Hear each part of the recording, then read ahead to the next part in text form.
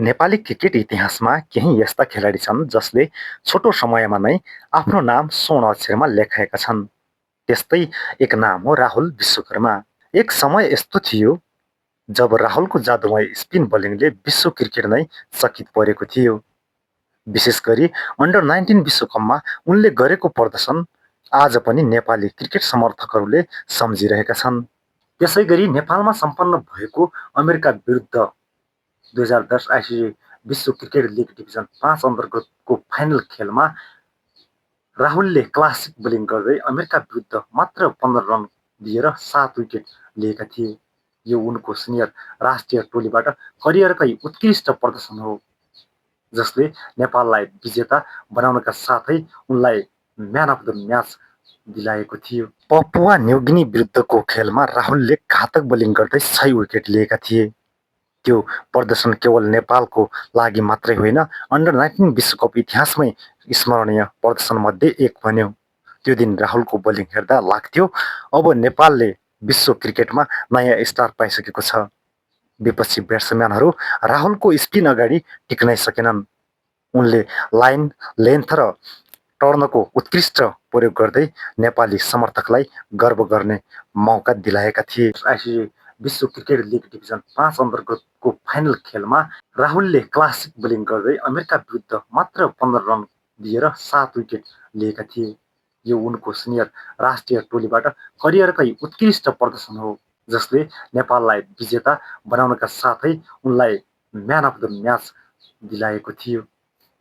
त्यसबेला धेरैले अनुमान गरेका थिए कि राहुल भविष्यमा नेपालको सिनियर टोलीका स्थायी सदस्य बन्नेछन्।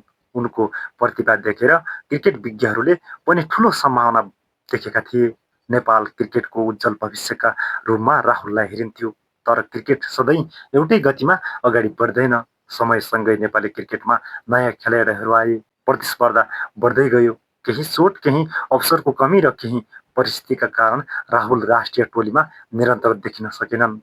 बिस्तारै उनी राष्ट्रिय टोलीबाट टाढिँदै गए।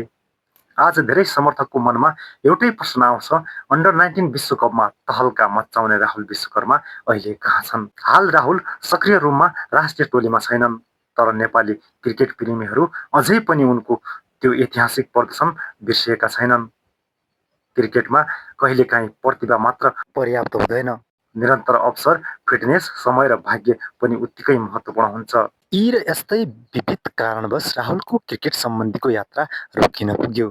तर एउटा कुरा निश्चित छ, नेपाली क्रिकेट इतिहास लेख्दा राहुल विश्वकर्माको नाम सधैँ सम्मानका साथ लिइनेछ।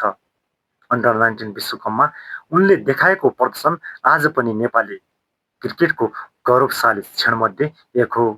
सायद अहिले राहुल राष्ट्रिय टोलीमा नदेखिएलान्, तर उनले नेपाली क्रिकेटलाई दिएको त्यो अविस्मरणीय क्षण सधैँ जीवित रहनेछ। नेपाली क्रिकेट समर्थकको मनमा राहुल विश्वकर्मा अझै पनि एउटा विशेष नाम बनेर बसेका छन्। दर्शकबिन, आज तपाईहरूलाई क्रिकेट सम्बन्धी जानकारी कस्तो लाग्यो? कृपया आफ्नो प्रतिक्रिया कमेन्टमा दिन नभुल्नुहोला। अहिलेसम्म हाम्रो च्यानललाई सब्स्क्राइब गर्नुभएको छैन भने हाम्रो च्यानललाई सब्स्क्राइब पनि गरिदिनुहोला। दर्शकबिन, अहिलेलाई यति नै। धन्यवाद, नमस्कार।